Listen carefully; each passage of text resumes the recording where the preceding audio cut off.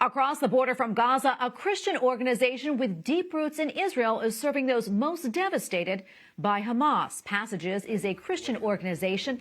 In the past 10 years, it has sent more than 11,000 students on leadership pilgrimages to Israel. Recently, it sent around 24 staff and alumni to Israel to present $500,000 worth of relief funds. They also visited the site of the October 7th terror attack. And joining us now to discuss this life-changing trip is Scott Phillips. Scott, thank you so much for being here today. So tell us about your biggest takeaway from your time in Israel. Sure. Thank you so much. It's great to be with you.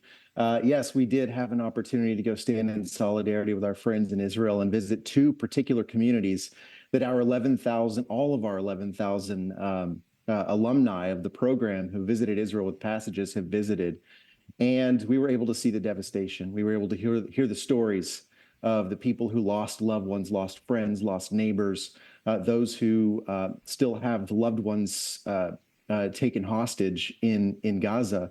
One of the things that we were able to do was to fundraise since October 7th, about $500,000, and splitting that between these two communities, which we have deep relationships with. And so I think one of the big takeaways is that the people that we talked to said it's not obvious that you're here, meaning it's not obvious that Christians would come here, that you would raise funds, that Christians would give funds to help these communities rebuild. And so when Jewish people all over the world are feeling incredibly alone right now, it was really a blessing to be able to be in Israel and to really be, the hands and feet of Christ. Scott, what was the reaction from the community regarding those relief funds that you gave them? Well, one of the communities said that we were the first Christian organization to provide funds to the community. And so that really is just a blessing to us, to our donors, our partners, our alumni who gave. And so it was really, I think that they were shocked to see that we would come.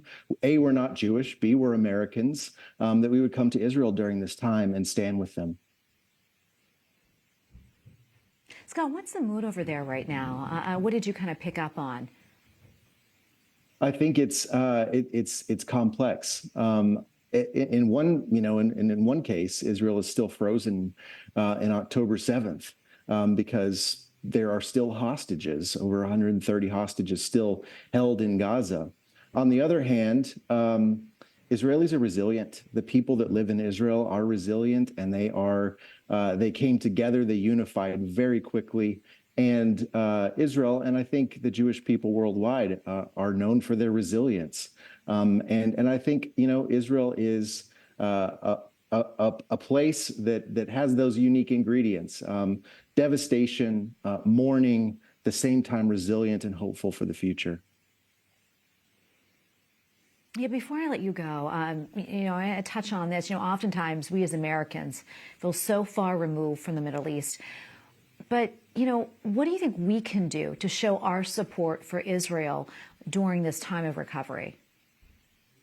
I think that as Christians, one of the things that we can do to show support for Israel is actually here at home. There are many American Jews here in the United States, and around the world, who feel very alone because they are tied to Israel. Israel is the only Jewish state.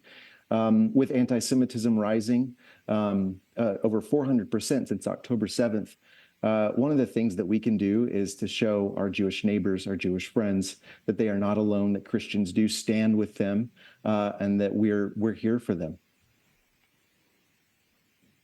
Well, Scott, thank you so much for your time today. Thank you for what you do. We appreciate it. God bless you.